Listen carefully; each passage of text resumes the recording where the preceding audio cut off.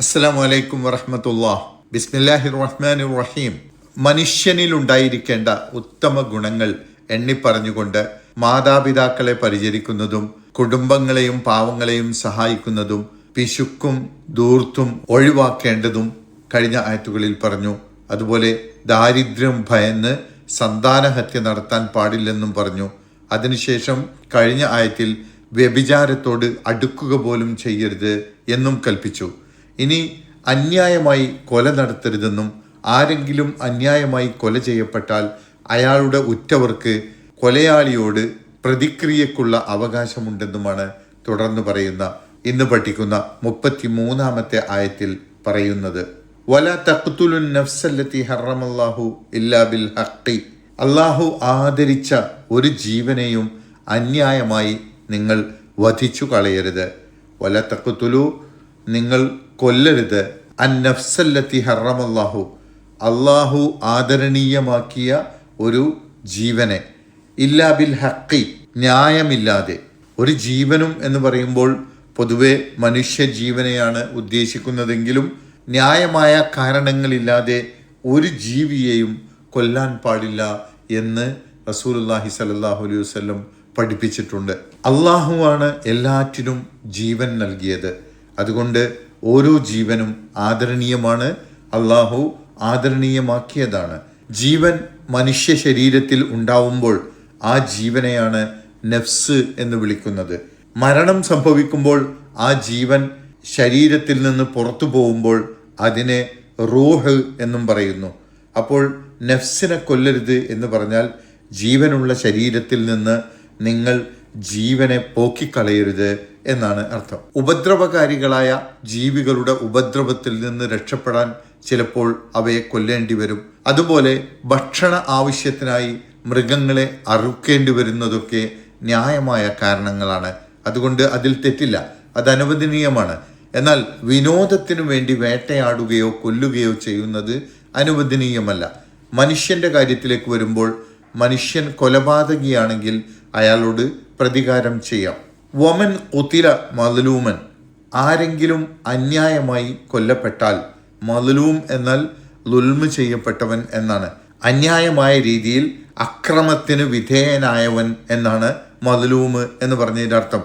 അങ്ങനെ നിരപരാധിയായ ഒരാളെ ഒരാൾ വധിച്ചാൽ ഫഖദ് ജഅൽനാ ലി വലിയിഹി സുൽത്താന, അപ്പോൾ അവന്റെ രക്ഷാധികാരിക്ക് നാം അധികാരം നൽകിയിരിക്കുന്നു. ഫഖദ് ജഅൽന, അപ്പോൾ നാം ആക്കിയിരിക്കുന്നു, നാം അനുവാദം നൽകിയിരിക്കുന്നു. ലി വലിയിഹി, കൊല്ലപ്പെട്ടവന്റെ രക്ഷാധികാരിക്ക്, കൊല്ലപ്പെട്ടവന്റെ ഉറ്റവർക്കും ഉടയവർക്കും എന്നർത്ഥം.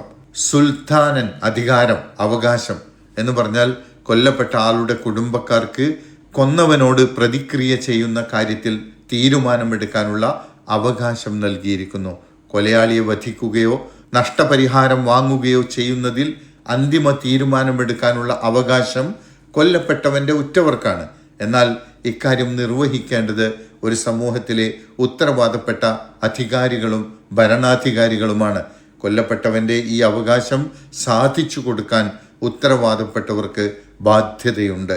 എന്നാൽ ഫലാ യുസ്രിഫ് ഫിൽ ഖത്ലി, കൊല്ലുന്നതിൽ അവൻ അതിര് കവിയരുത് എന്ന് പറഞ്ഞാൽ പ്രതിക്രിയയായിക്കൊണ്ട് കൊന്ന ആളെ തൂക്കിക്കൊല്ലുകയോ മറ്റോ ചെയ്യാം. എന്നാൽ അങ്ങനെ കൊല്ലുന്നത് തന്നെ നീതിപൂർവകമായിരിക്കണം.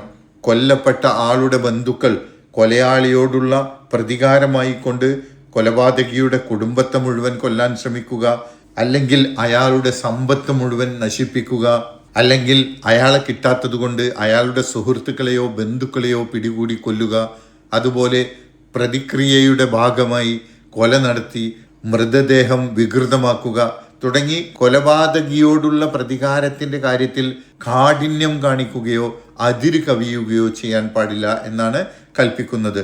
ഇസ്ലാമിനു മുമ്പ് ജാഹിലിയ അറബികൾക്കിടയിൽ ഒരു ഗോത്രത്തിലെ ഒരാൾ കൊല്ലപ്പെട്ടാൽ അത് ഗോത്രങ്ങൾക്കിടയിൽ വലിയ അക്രമവും സംഘട്ടനങ്ങളും ഉണ്ടാവുന്നതിന് കാരണമാവുമായിരുന്നു.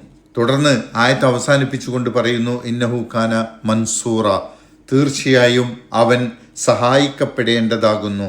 അതായത് കൊല്ലപ്പെട്ട വ്യക്തിക്ക് നീതി ലഭിക്കാൻ അവനെ ബന്ധപ്പെട്ടവർ സഹായിക്കേണ്ടതാണ്.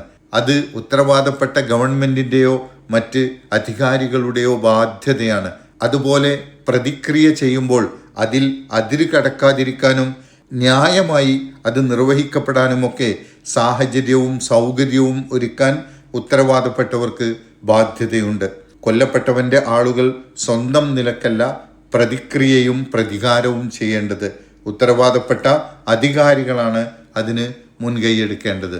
അള്ളാഹു ആദരണീയമാക്കിയ ജീവനെ കൊല്ലരുത് എന്ന് പറയുമ്പോൾ ആത്മഹത്യയും ഒരർത്ഥത്തിൽ ഒരു കൊലപാതകമാണ്. ആത്മഹത്യ ചെയ്യുന്നവൻ സ്വന്തം ശരീരത്തിൽ നിന്ന് ആത്മാവിനെ പോക്കിക്കളയുകയാണ്. ജനിപ്പിക്കുന്നതും മരിപ്പിക്കുന്നതും അള്ളാഹുവാണ്. അത് അള്ളാഹുവിൻ്റെ അവകാശത്തിലും അധികാരത്തിലും മാത്രം പെട്ടതാണ്. അള്ളാഹു നിർദ്ദേശിച്ച മാർഗങ്ങളിലൂടെയല്ലാതെ മനുഷ്യനതിൽ ഇടപെടാൻ പാടില്ല. ഒരാൾ കുറ്റവാളിയാണെങ്കിൽ അള്ളാഹുവിൻ്റെ നിയമം അനുശാസിക്കുന്നുവെങ്കിൽ അയാൾക്ക് വധശിക്ഷ നൽകുന്നത് അള്ളാഹുവിൻ്റെ നിയമം നടപ്പാക്കലാണ്. അത് അള്ളാഹുവിൻ്റെ അധികാരത്തിലുള്ള ഇടപെടലാകുന്നില്ല, മറിച്ച് അത് അള്ളാഹുവിനെ അനുസരിക്കലാണ്. അല്ലാത്ത പക്ഷം അള്ളാഹു ജീവൻ നൽകിയ ഒരു ശരീരത്തിൽ നിന്നും അള്ളാഹു അല്ലാതെ മറ്റാരും ജീവനെടുക്കാൻ പാടില്ല. അള്ളാഹുവിൻ്റെ നിയമനിർദ്ദേശങ്ങൾ പാലിച്ചുകൊണ്ട് സത്യവിശ്വാസികളായി ജീവിച്ച് അള്ളാഹുവിൻ്റെ തൃപ്തി കരസ്ഥമാക്കി സാലിഹീങ്ങളായി മരണമടയുന്നവരുടെ കൂട്ടത്തിൽ ഉൾപ്പെടുത്തി അള്ളാഹു നമ്മെ അനുഗ്രഹിക്കുമാറാകട്ടെ. അസ്സലാമു അലൈക്കും വറഹ്മത്തുള്ളാഹി വബറകാതുഹു.